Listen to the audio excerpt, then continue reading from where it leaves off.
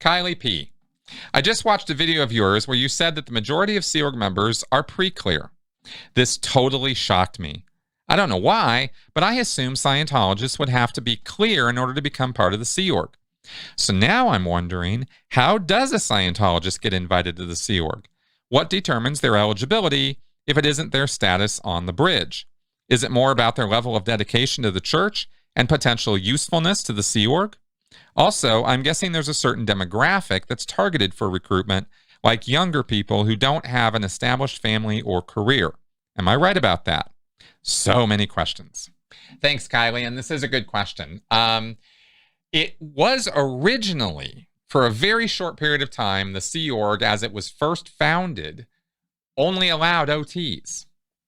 That only lasted for about a year or two. And then anybody could join. And everybody did. I mean, anybody did. They had all kinds of people signing up. And to this day, the only real requirement for you to be a Sea Org member is, yes, you do have to be a Scientologist. They have recruited non-Scientologists in the past, but that has always been a disaster. I mean, I can count on one hand. Hell, I think I can count on one finger how many exceptions there are to that rule, right? So they always go for Scientologists. Makes sense. The Sea Org is the fanatical core of Scientology. It doesn't make a lot of sense to recruit somebody into the Sea Org if you're not in a fanatical state of mind about the Sea Org. And the reason for that is because the demands that are going to be made on you as a Sea Org member are so intense. No one who wasn't already bought into Hubbard's brand of nonsense would buy into the Sea Org and its existence. So they want Scientologists. Where they're at on the bridge doesn't matter. Where they're at training-wise doesn't really matter. Do they have to have some training or some auditing? Well, yeah, because that's what it takes to become a Scientologist. But how much? Not the most important question. How fanatical they are about Scientology is the important question.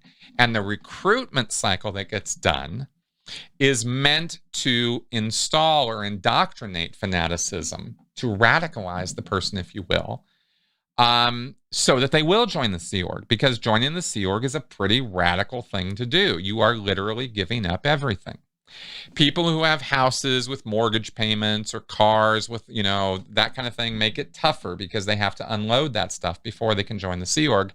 Yet they could still be prospects that are gone after.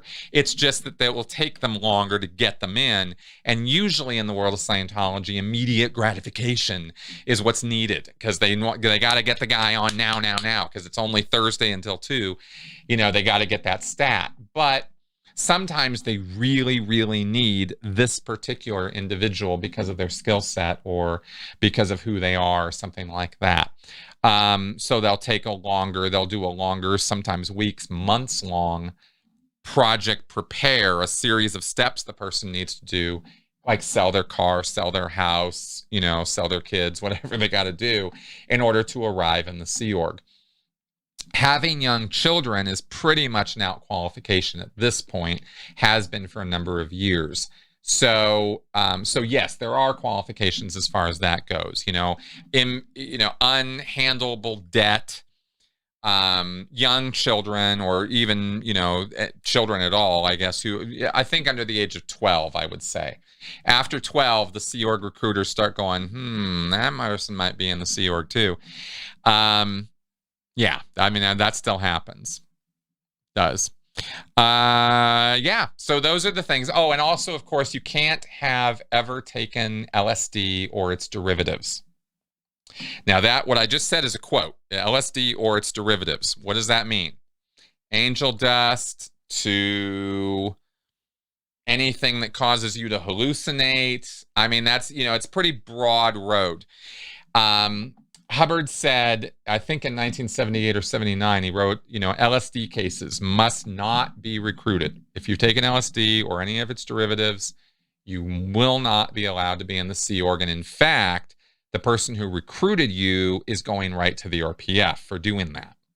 So the recruiters are, the second you hint that you've taken any LSD, they're like, backing away as quickly as they can. So that's a factor as well. But even having said that, I knew people who had taken LSD and got recruited into the Sea Org and got a petition and got it okayed even when they weren't supposed to. I think at this point, well, who can say? It goes up and down, right? I've seen it enforced. I've seen it not enforced, that LSD rule. So there you go. Those are the requirements for it. Okay.